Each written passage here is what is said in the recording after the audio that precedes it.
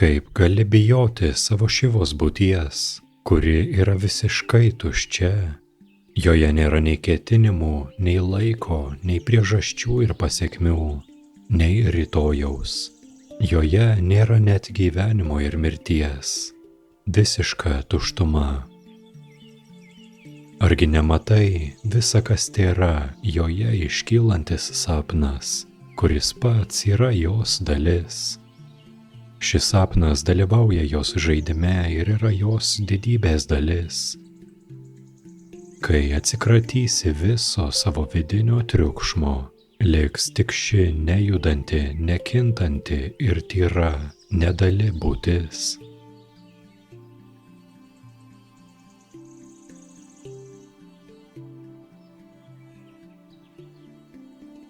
O kur yra protas?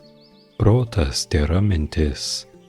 Dabar tu stebi fenomenus ir kai suvoki, jog jie atsiranda ir išnyksta, nėra tikri, tavo žvilgsnis liaujasi juos kabintis, ištuštėja. Visos juslės dirba savo darbą, bet paskui nutyla. O kas yra už viso to? Begalybė. Begalybė yra už, priešais, aukščiau, po ir anapus proto bei jutimų veiklos.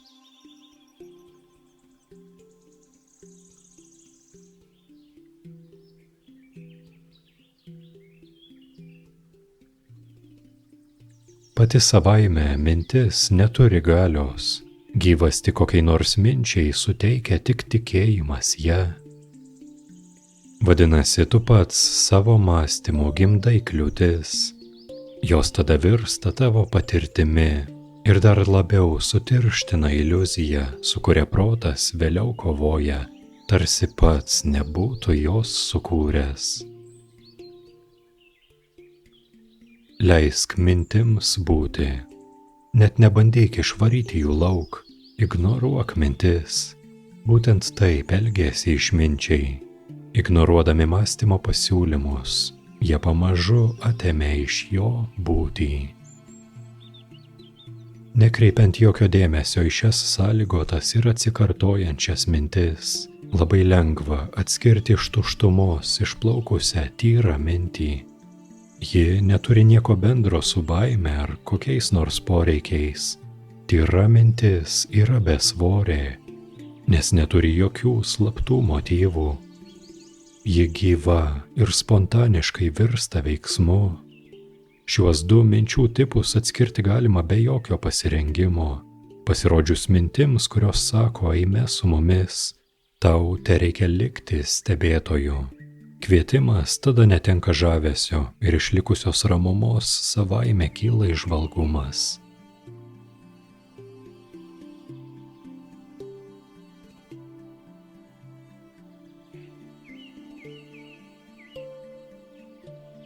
Tas, kuris sako, mano protas pernelyg stiprus, yra pats protas, iliuzija sustiprinta tikėjimo. Kartais reikia tiesiog leisti įvykiams vykti, niekaip jų nevertinti, neatstumti nieko lauk, į nieką nesikabinti ir apskritai nepaversti nieko įvykiu.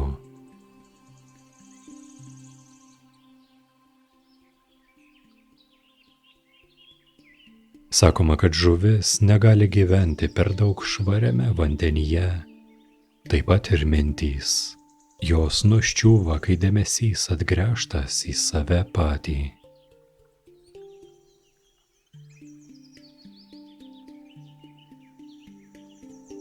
Stengtis reikia siekiant kitų dalykų, nei tai, kas yra.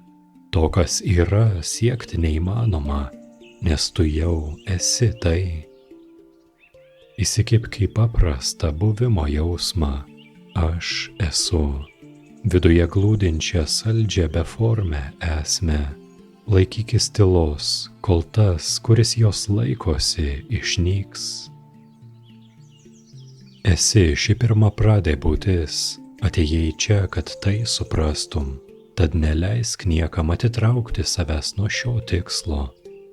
Kai gimstame žmonėmis, nėra jokio kito svarbesnio atradimo už savęs pažinimą.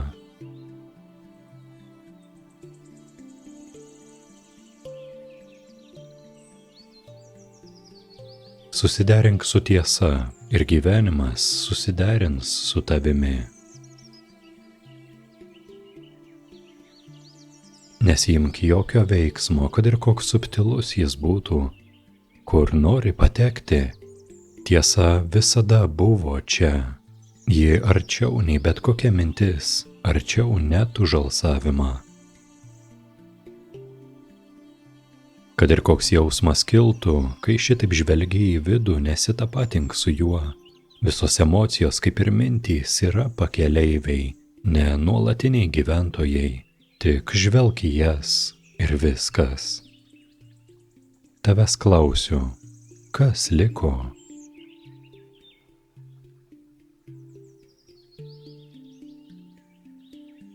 Išmesk iš galvos idėją apie kelionę į tiesą. Ir tiesa akimirksniu atsiskleis. Mesk iš galvos idėją, kad esi arti tikslo. Ji tik nuves tave į naują gimtį, suteiks kitą progą. Ji ne kas kita, o būdas vengti. Būk tylus. Pasižiūrėkime, ar esi pasirengęs tiesiog būti tylus. Protas jau nebėra tavo šeimininkas. Šiems žalingiems santykiams atėjo galas. Naudokis protu, kai tau prireiks jo pagalbos, bet žinok, jog jis niekada nepadės tau būti savimi. Norint pažinti save, nereikalinga jokia rafinuota filosofija, pakanka šio veidrodžio. Ar išdrįsi pažvelgti į jį, į savo paties veidrodį? Anksčiau nebuvai pasirengęs matyti. Dabar atsidūrei priešais jį. Pažvelk.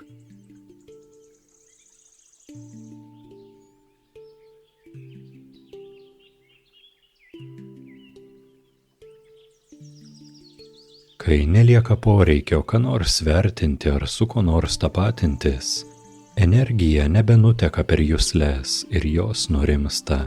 Lieka tik tyras suvokimas.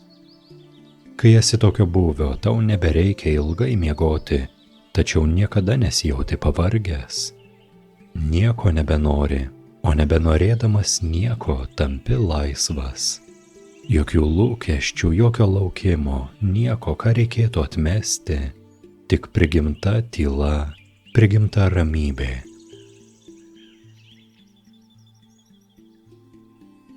Kalbu tai būviui, kuris yra proto pamatas. Proto, kuris būdamas jame, bando jį kaip nors pasiekti.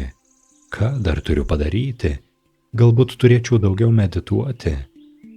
Jūs jau esate tai. Ir to, kas esate, neįmanoma pagerinti ar patobulinti. Tai tik laukia, kol bus atpažinta. Ir kas, beje, atpažins šį būvį? Atpažinimo aktas kyla iš jo paties. Todėl klausimai patys nuščiūva, tau nereikia stengtis jų tildyti ar juos atmesti. Intuityvus savęs pajautimas kyla iš nieko.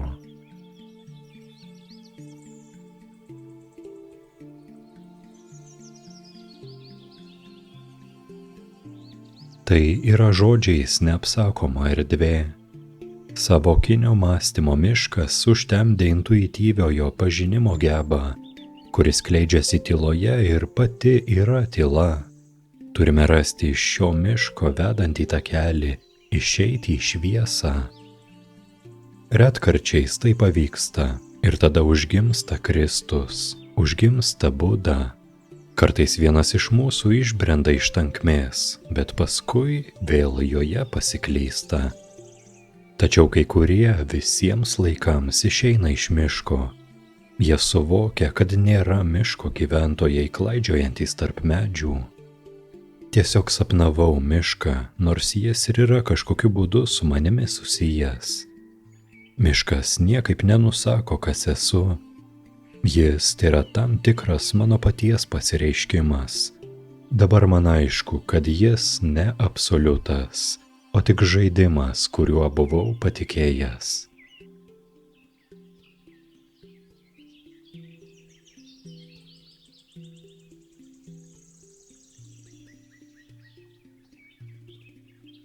Gali tikėti Dievą, bet patybę tikėti neįmanoma. Tu tik gali būti savimi pačiu. Tavo esatis yra visiškai tyli. Ji nesirūpina dėl savokų, nekvaršina sau galvos dėl kokių nors bėdų ar reikalų. Susirūpinęs yra tik protas, ne širdis. Todėl likęs proto plotmėje niekada neišsilaipinsi esaties erdvėje. Štai pagrindinis atradimas, kad ir kur eičiau, niekada neatsidursiu už savo paties ribų. Jokie mano atliekami ar neatliekami veiksmai negali paveikti šio grynojo suvokumo, manęs paties. Aš esu tai.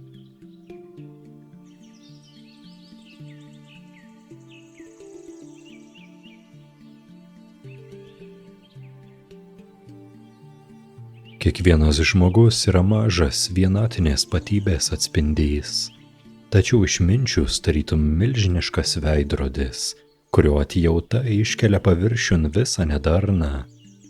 Dauguma vengia akistatos su juo, tačiau vis žvelgiantis į jį, ilgainiui išvysta Dievo veidą.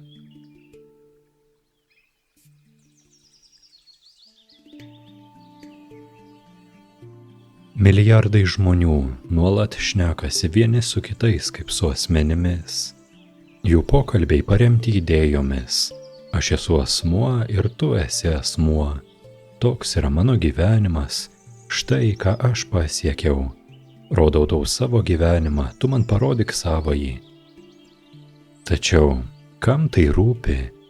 Kieno gyvenimas toks jau įdomus? Kalbėk kaip sąmonė.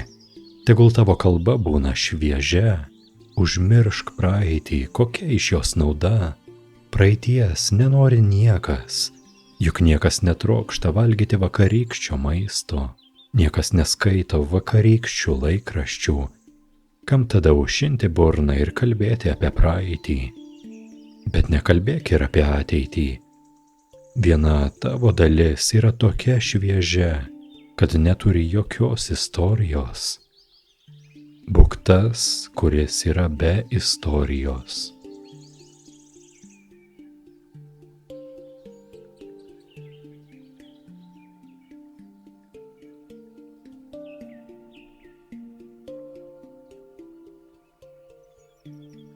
Vienovės pojūtis užgimsta suvokus būties vienį. Patirti vienovę anaiptol nereiškia suvokti, kad esu toks pat kaip visos būtybės. Visiškai ne. Vienovės patyrimas veikiau yra jausmas, kad manęs kaip atskiros esybės nėra. Kai atrandu, jog aš neegzistuoju, kyla intuityvus pojūtis, jog tėra tai. Tai. Esu visas patirtinio pasaulio spektras ir netgi daugiau. Suvokiame, jog iš tikrųjų yra vien tik patybė. Egzistuoja tik gryna patybė. Būtent iš šios patybės kyla kitų formų suvokimas. Visa, ką matai, yra vis tos pačios patybės formos.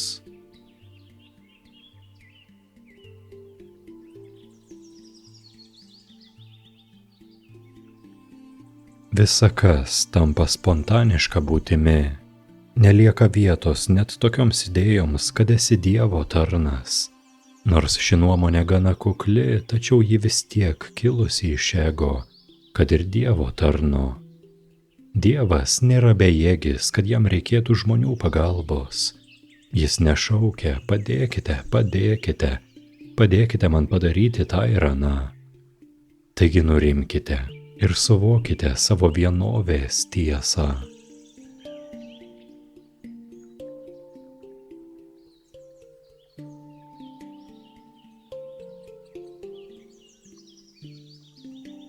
Laisvė nekainuoja nieko, bet nėra pigi. Ji iš tikrųjų neįkainojama. Ji atsieis tau visą pasaulį, visus prisirišimus, visą gyvenimą, patį save. Be paliovos mokėsi šiais pinigais, kol prarasi visą savo nuosavybę, kurią buvai sukaupęs. Iškeisi šiuos dalykus į tai, ko neįmanoma turėti, amžinąją būtį.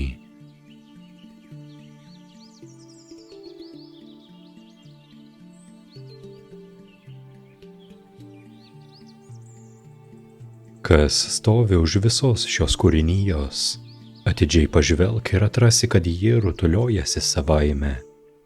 Kai suvokiame tai, sąmonė išsilaisvina. Iki tol ji tarėsi esanti veikėja ir šis pojūtis ją visiškai pasigvelbęs. Privalau padaryti tą ir aną, privalau suprasti šitą ir kitą. Jei norime kuo nors tapti, reikalingos pastangos.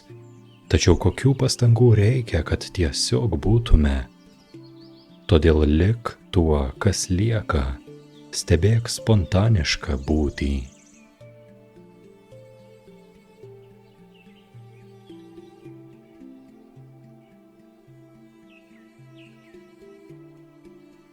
Būk savimi pačiu, išsiugdyk įprotį tapatintis su šia savo esme.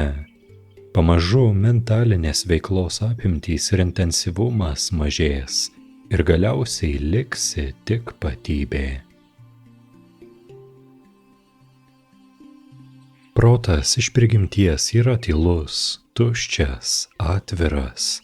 Kad jis toks būtų, sąmoningos pastangos nereikalingos.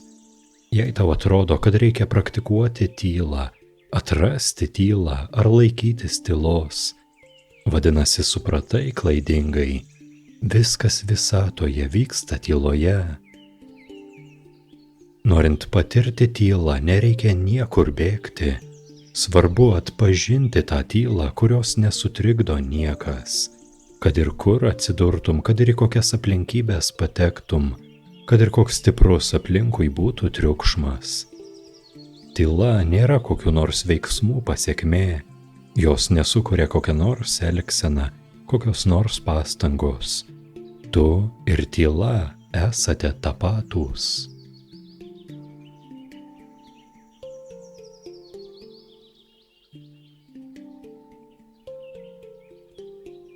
Padėtis be išeities tai tik mintis, kurią įtikėjai. Nustok tikėti ją ir visos bėdos bei sunkumai dings. Jei kambarys 1000 metų skendėjo tamsoje, nejau, kai atversi langą, dar 1000 metis prabėgs, kol tamsa išsisklaidys. Taip pat akimojų tiesos šviesa išsklaido neišmanimo tamsybes.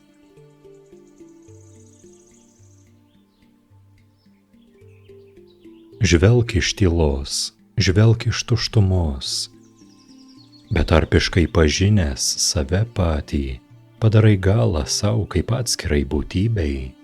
Tada neberegi laisvės, bet regi laisvės akimis. Pats esi laisvė ir jokie fenomenai nebepajėgus įpainioti tavęs į pinkles.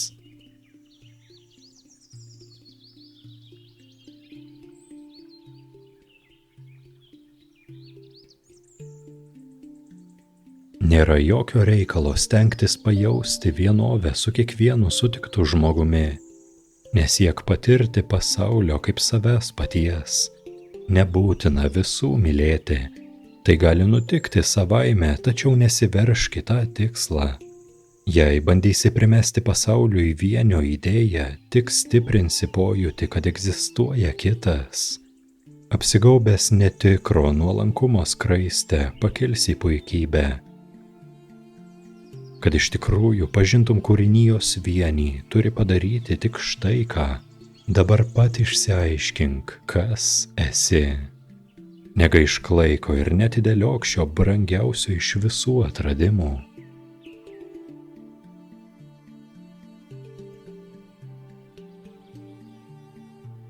Nėra svarbu būti originaliam, svarbu viena – būti tikram.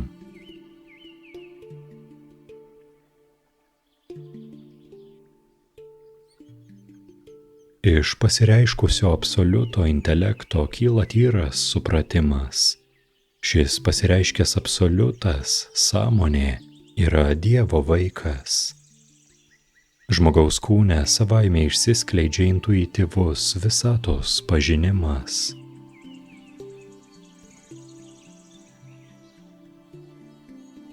Viskas yra sąmonė, netgi asmenybė, netgi jos kūnas yra sąmonė. Visa, ką matote, girdite, užuodžiate, jaučiate lytėdami ir patiriate ragaudami, ji apima viską.